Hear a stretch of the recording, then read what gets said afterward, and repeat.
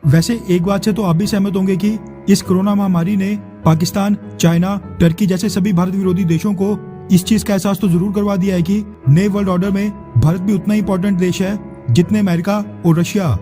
क्योंकि जिस तरह दुनिया भर के छोटे बड़े तमाम देशों ने भारत की तरफ मदद का हाथ बढ़ाया है, वो आमतौर पर बहुत ही कम देखने को मिलता है। शुरुआत में इटली में भी सिचुएशन आउट ऑफ कंट्रोल हो गई थी। चाइना के वुहान शहर को भी बंद करना पड़ा था और अमेरिका में तो मौत का क्या मंजर था वो तो आप सबको पता ही है। लेकिन इन सबकी मदद के लिए दुनिया के इतने देश सामने नहीं आए जितना भारत के लिए आ गया है। अब इसका श्रेय मोदी सरकार को दिया जाए या नहीं ये तो आपको तय करना है, मगर जो हमारे डिप्लोमेट्स जो इस मुसीबत की घड़ी में भी दुनिया के कोनों कोनों में जाकर भारत के लिए लॉबिंग कर रहे हैं, ये श्रेय उनको जरूर मिलना चाहिए। पूरे घटनाक्रम की खास बात यह है कि भारत की मदद करने के लिए मिडिल ईस्ट के मुस्लिम अरब देशों ने भी कोई कसर नहीं छोड़ी।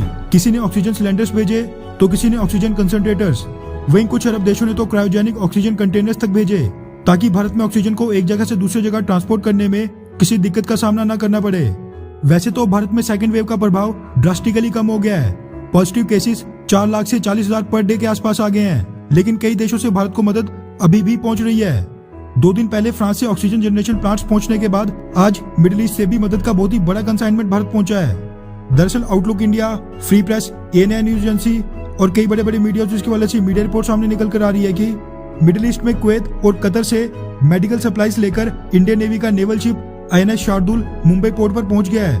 रिपोर्ट्स के मुताबिक कुवैत और कतर ने कोरोना वायरस से लड़ाई में भारत की मदद के लिए 7,640 field oxygen cylinders, 2 ISO containers जिनमें 20 मैट्रिक टन ऑक्सीजन पहले से फील्ड हैं और 15 ऑक्सीजन कंसंट्रेटर्स भेजे हैं, जिनको समुद्र सेतु 2 ऑपरेशन के लिए डिप्लॉयड इंडियन नेवी के नेवल शिप INS शार्दुल ने ट्रांसपोर्ट करके भारत ला लिया है। अब अगर आप में से कुछ लोग ये सोच रहे हैं कि भारत में कोरोना वायरस की सेकंड वेव तो अब खत्म हो गई है, तो फिर भी ये सभी देश भारत को लगातार मदद क्यों भेज रहे हैं, तो आपको बता दूं कि जो भी मदद आज की डेट में पहुंच रही है, ये मदद और मेडिकल इक्विपमेंट्स भारत के लिए काफी दिनों पहले शेड्यूल कर दिए गए थे, जिनका ऐलान उन देशों ने काफी पहले कर दिया था जब भारत में सेकंड वेव पीक पर थी। अब क्योंकि स्थिति भारत में नॉर्मल हो गई है, तो कुछ दिनों के बाद अब बाहरी देशों से मदद आना भी बंद हो जाएगा।